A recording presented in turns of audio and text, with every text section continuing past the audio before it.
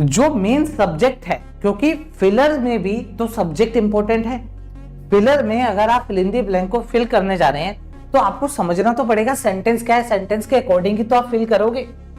तो आप लोगों ने क्या मान लिया, ये जो लाइट्स है इसके लिए आप लोग यहां पर वर्ब लगाने के पीछे तुले हुए हो। आप लोग को लग रहा है लाइट्स के लिए वर्ब लगाना। अगर आप इंग्लिश को बिल्कुल जीरो से पढ़ रहे हो तो आपको सबसे पहले यह पढ़ना पड़ेगा कि सेंटेंस के अंदर सब्जेक्ट कौन सा होता है। सब्जेक्ट की इंपॉर्टेंस को समझना पड़ेगा।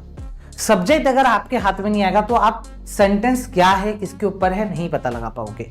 अगर आप इस क्वेश्चन को ध्यान से देखो तो यहां पर शुरुआत हो रही है अंडर से, और अंडर यहां पर प्रेपोजिशन है, और प्रेपोजिशन के बाद कुछ भी आ जाए वो ऑब्जेक्ट होता है। ये हम डिटेल में पढ़ेंगे मंजिल बैच 2026।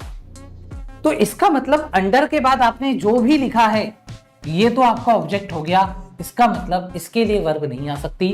तो फिर इसके बाद जो चीज आ रही है उसके लिए आपको वर्ब लगानी पड़ेगी। मतलब यहां पर जो वर्ब आएगी वो आ क्लाउड के लिए आएगी। तो बोला जा रहा है एक क्लाउड टेंशन का, एक क्लाउड टेंशन का, तो एक क्लाउड है टेंशन का। तो अगर एक क्लाउड है टेंशन का तो वर्ब के पीछे एस लगाएगा, एस फॉर सिंगुलर। तो आपका ए आंसर, बी आंसर गलत हो गया तो ई भी गलत हो गया। या तो सी आएगा या तो डी आएगा। अब बताओ टेंशन का जो क्लाउड होगा वो लूम करेगा, मतलब वो लूम्स करेगा या वो इल्यूमिनेट्स करेगा। इल्यूमिनेट्स तो पॉजिटिव वोकैब है, टेंशन का क्लाउड हो ना इल्यूमिनेट्स करेगा। इल्यूमिनेट्स तो पॉजिटिव वोकैब है, डी आंसर नहीं आ सकता। मतलब जो टेंशन का क्लाउड है वो सर पर मंडरा रहा है, लटका हुआ है। सर पर तो नहीं, यहाँ पे कहाँ लटका हुआ है, under the dim emergency light.